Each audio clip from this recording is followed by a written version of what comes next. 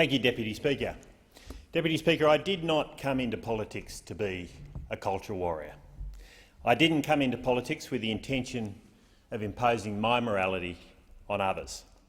I most certainly didn't come into politics to lead the charge, one way or the other, on the question of same-sex marriage. I had other objectives in mind when I decided to abandon my first career for a parliamentary career. Mostly, I came here to strengthen Australia as a country offering extraordinary opportunities and freedoms to all our citizens. Deputy Speaker, I don't consider my personal view on the issue of same-sex marriage as more or better informed than anyone else's.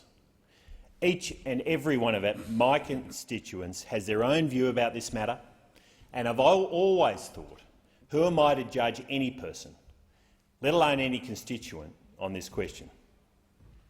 Same-sex marriage is a personal, individual question of values. Each person, whether for or against, has views on the matter formed by his or her own life experiences and is capable of reaching an opinion on the question of same-sex marriage without any expert assistance whatsoever. We do so by reference to our own moral compass. Some people do so by reference to a religious conviction, others without requiring a religious framework at all. And as I say, I judge no one on this matter. Now, there are valid moral arguments on both sides of this debate. Anyone who cannot acknowledge that is essentially, I believe, a deeply intolerant person. For this reason, since before I was even pre-selected to run in Hume back in 2012, I said that I'd follow the views of my electorate on this issue. That was well before any idea of a national vote on the issue was even on the table. When the idea of a national plebiscite arose, which then turned into a postal vote, I immediately committed to voting in the parliament in accordance with the national vote in order that a national vote not be frustrated. Now, I acknowledge that my approach is at odds with the Burkean proposition that in a representative democracy, in the Westminster system, your representative owes you not his industry only, and I'm quoting here, but his judgment, and he betrays instead of serving you if he sacrifices it to your opinion. This proposal, the representatives do not and should not capitulate on every matter to authoritative instruction from his electorate, is a very good rule of thumb. But in rare issues of pure morality and values, where no expert opinion is of any assistance, where it is a matter of pure personal judgment, such as it is in this case, in my view, I believe a sound idea is to seek to follow one's constituents rather than to lead them. Now, I congratulate the Yes campaign on their win, and I fully accept that the nation and my electorate have had their say and have voted yes. For those who have argued in favour of this for a long time, including old friends of Louisan and mine, I offer my sincere congratulations. So, in accordance with my pledges in connection with my own constituency and in accordance with the national vote, I will support the passage of this bill through the House. Now, I personally voted no. I do have strong Christian beliefs, and these have informed me throughout my life, and they will always guide me. But the decision to vote no did go beyond this. We've seen heinous acts against people because of their sexuality, acts that should never, ever be repeated. I don't want to see similar acts against those with strong beliefs, often religious beliefs, about the definition of marriage. We've seen these things happen to good people who take a different view on the definition of marriage in other jurisdictions. People have been harmed as a result of their contrary views about same-sex marriage. We know that people have lost jobs, have been kicked off boards, the charities have closed down, the faith-based schools have had their registrations threatened, the fundamentalist Christians have had their businesses destroyed because they take a different view. They have been harmed merely for taking a different view and expressing it. This, in my view, is an intolerable situation in a representative democracy, just as bullying based on sexuality is intolerable. I will always fight against both. Central to my personal vote was Labor's intransigence and clear intention to deny its members a conscience vote on speech and religious freedoms and parental choice. We know that roughly the same number of Australians who voted yes also want the protections for the freedoms of those who believe in a traditional definition of marriage.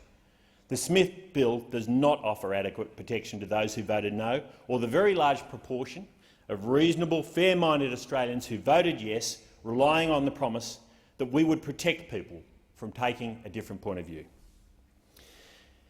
So I believe, Deputy Speaker, that this should be a bill for all Australians, both those who voted yes and those who voted no. This has the potential to be a unifying moment for all Australians. So I will support sensible amendments to protect the freedoms of those who believe in a traditional definition of marriage. I expect these amendments will cover a range of issues. Most importantly, they should include protections for freedom of speech, protecting people such as Archbishop Porteous in Tasmania, who simply expressed his deeply held beliefs despite state legislation limiting free speech in this area. The amendment should protect charities which favour the traditional definition of marriage against attempts to take away their status recognised by the government. The amendments should protect employees who have a traditional definition of marriage. They should not be, in any case, victimised by their beliefs.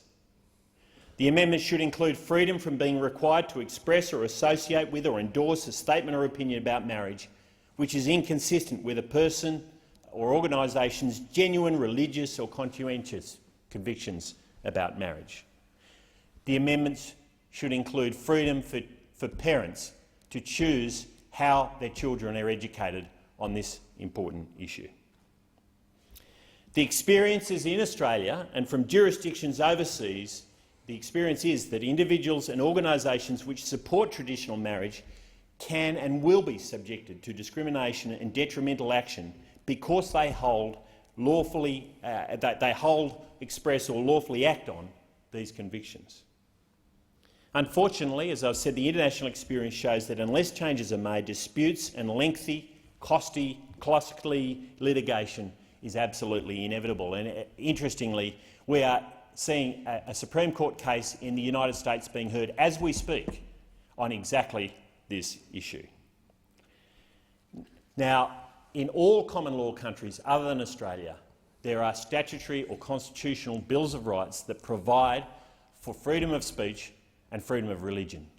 I don't believe in bills of rights, but the point I make is that protections exist in all of these countries. We have the ability to put them into specific legislation, not a Bill of Rights, but specific legislation to provide equivalent protections for this country, just as there are in Canada, the United States, New Zealand and the United Kingdom. It's crucial to note that the proposed amendments that I've talked about, outlined in my speech, protect individuals, businesses and organisations which support traditional marriage against discrimination and detrimental conduct that has been initiated against them.